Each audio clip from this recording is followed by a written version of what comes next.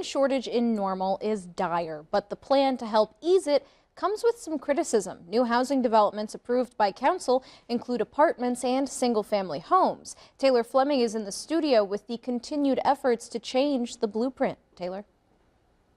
Lizzie, this new development has city staff and town council at odds with the residents near the development site. Staff and council want to see more housing come to Normal, but residents want to see single-family houses and not apartments.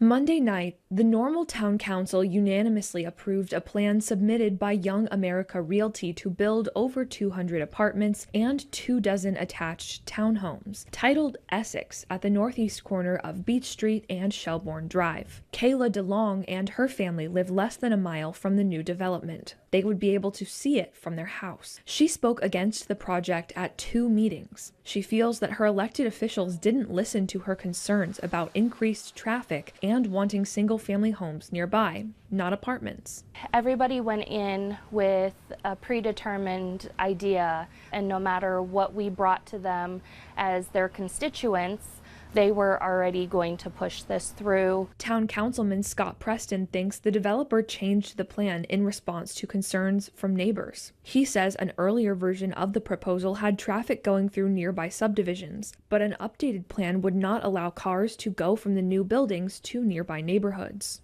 It ended up being cul-de-saced so that there should be nobody in the neighborhood next door who was having to deal with increased traffic because of the development. All access will be on your major roads. Preston also likes that the proposal is from a local developer who he feels is invested in the community. The developer said at the Planning Commission meeting that it would be impossible to build a single-family neighborhood on the property without state or federal dollars.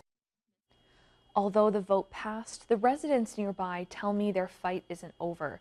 They want to continue pushing to be heard and find ways to lessen the impact of the new development on their neighborhood.